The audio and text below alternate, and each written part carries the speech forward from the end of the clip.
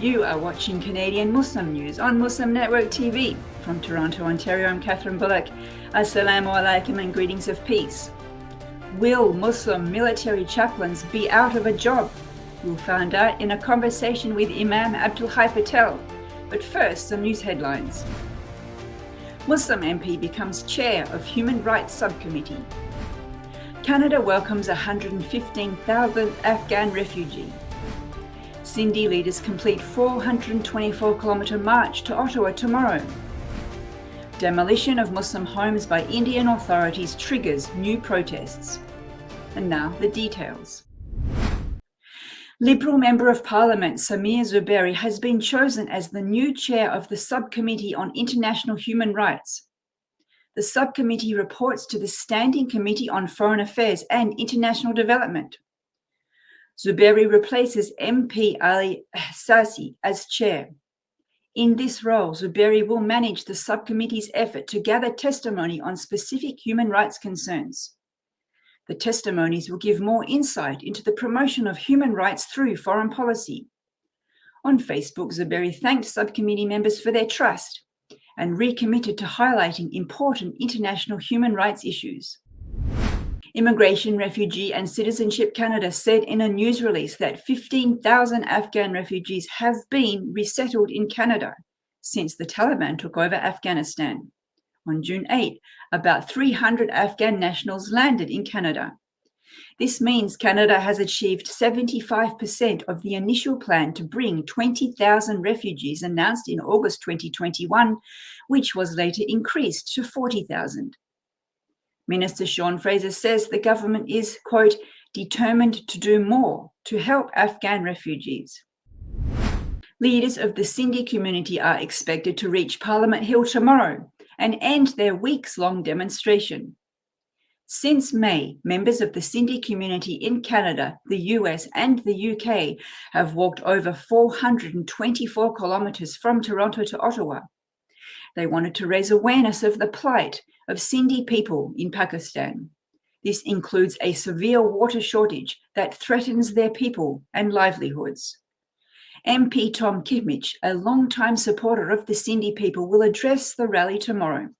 He argues that Canada should couple aid to Pakistan with a demand they improve their human rights record. The decision of authorities in the northern Indian state of Uttar Pradesh to demolish the houses of some Muslims has triggered new protests in the country. The Indian authorities have demolished the houses of some Muslims who were allegedly linked to religious protests that turned violent. The protests were sparked after the insulting remarks of the two leaders of India's ruling Bharatiya Janata Party against the Prophet Muhammad and Islam. Using protests as an excuse, the Indian authorities demolished the houses of some Muslims who were allegedly at the center of the protests without any trial and warning. Muslims, especially student groups in the capital city of New Delhi, protested this policy. And that's it for the news. In April, an advisory panel on systemic racism and discrimination gave a report to the Minister of National Defence, Anita Anand, supposedly to eliminate discrimination in the armed forces. It has very troubling recommendations. To talk to us today, we have Imam ABDUL PATEL. Assalamu alaikum and welcome to the show. Wa alaikum salam wa rahmatullahi wa barakatuh to all the viewers. Thanks for joining us. You're a volunteer chaplain. Do you do chaplaincy in the armed forces?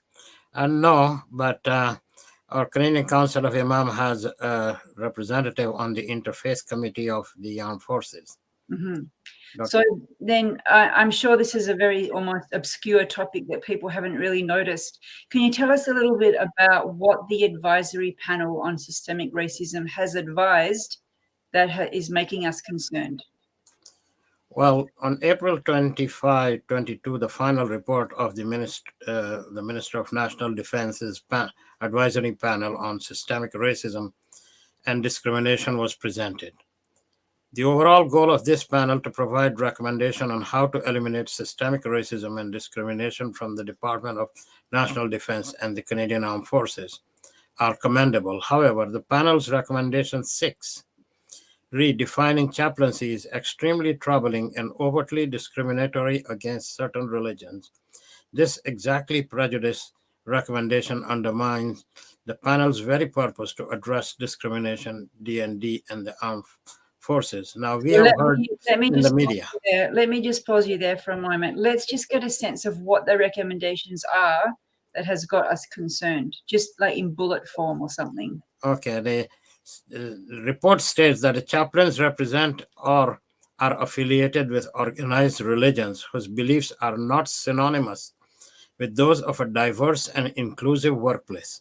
Some of the affiliated religions of these chaplains do not subscribe to an open attitude and the promotion of diversity. For example, some churches' exclusion of women from their priesthood violates principles of equality and social justice. So do notions embedded in their religious dogmas. In addition, certain faiths have strict tenets requiring conversion of those they deem to be pagan or those belong to polytheistic religions. Now, so you're reading from a statement, are you? Yeah, I'm reading the actual report statement says that, because what it is really is that some of the non-Christian faiths it is targeting, one Christian faith, of course, that Catholic is mentioned here, but in fact, the Muslim, Orthodox Jews, as well as the a few other faiths are included in this discriminatory report that says they're in conflict with armed forces values. Yeah, armed forces values. So that's why they are not, you can say that it is prejudiced against other religions. So basically, they're saying that if the religion doesn't allow women to serve as priests or as religious leaders, that's an example of discrimination against women, and a chaplain from that faith should not be hired. Yes.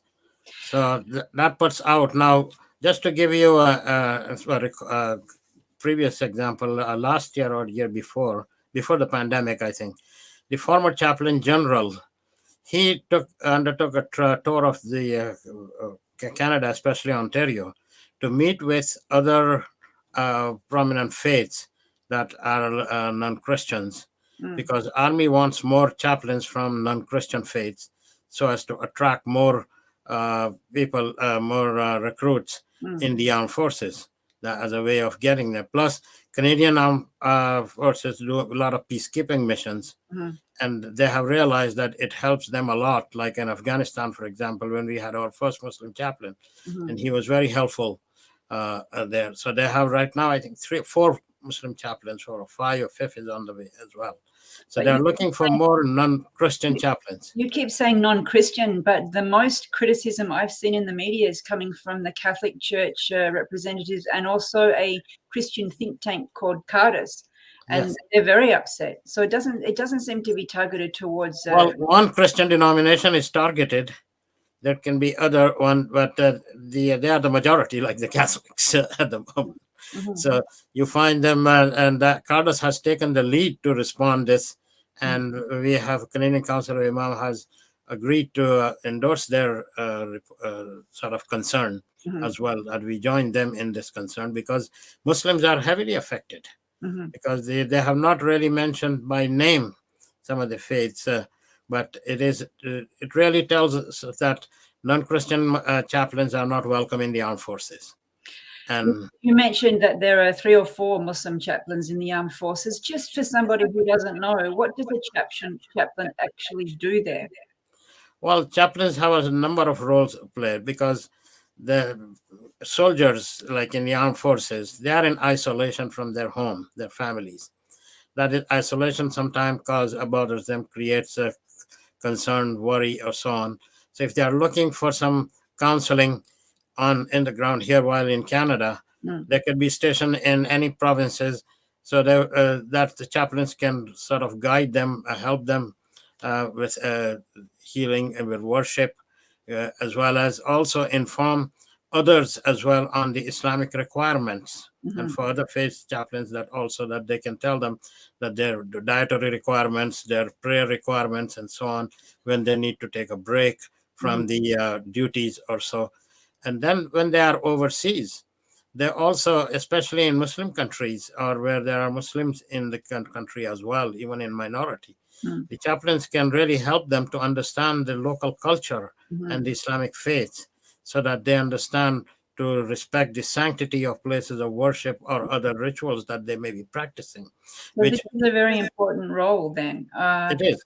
And the one last thing is that the trauma that soldiers go through in peacekeeping mission, with seeing the violence or any other kind of violent incidents that traumatize them. So the chaplains help them to heal that trauma, overcome that. You said that the Canadian Council of Imam has endorsed the critique from the Christian think tank that's called CARDIS. Yeah. Is there a momentum building now of a multi-faith representation to the ministry? How is the Defence Minister and reacting to these criticisms? We haven't heard anything in response to CARDIS or any other thing. Media has not really picked up this report, I would say. Mm-hmm. And yes, thank you for picking this up to highlight the concern, because the Muslims need to be concerned and have to speak to their elected officials about this discriminatory and highly prejudiced report that will prevent Muslims from joining the chaplaincy. And has the Canadian Council of Imams prepared its own separate statement? I've seen CARDIS and I've seen something from a Catholic chaplain bishop criticising. Is the Canadian Council of Imams doing anything separate? We haven't yet, but we will be doing, inshallah. Mm-hmm. That the CARDIS is in a better position than us. We are all mostly volunteers with the Council of Imams. Mm-hmm. So we will be responding, because this cannot just be pushed under the carpet. Right. Yeah. And if there's a viewer who's concerned, like, do you have any recommendations to do something? First, I will ask people to read this report, see what their comments are, and it is really something that blood will start boil when they read some of the contents, as it has happened to me. I mean, personally, also. And what was the comment that made your blood boil the most? Well, they said other chaplains are not welcome. The tone of the report. Like, the panel is supposed to address discrimination and racism in the army. They have addressed the sexual harassment part in other reports, but nothing has, in this particular category of chaplains, they said other non-Christian chaplains are not welcome. That is really something that where all other hospitals, jail, in other long-term care facilities, the federal jails, provincial jails, everywhere they are looking for more chaplains of multi-faith. And do you think this report, which is currently only to the Ministry of Defence, will have a ripple effect in other realms? It will be. It sets a wrong precedence to make a statement that they are in conflict with armed forces values. They said, okay, we'll conflict with the institution values in other places. So it really denies the chaplaincy to other faiths. In fact, in the last 40 years, I have seen hospitals and long-term care facilities, as well as the provincial and federal jails, looking for more chaplains as the number of inmates, as the demography of population is changing. We have people of other faiths in the institutions, and they need faith accommodation according to our Charter of Rights and Human Rights Code, which they are all accommodating.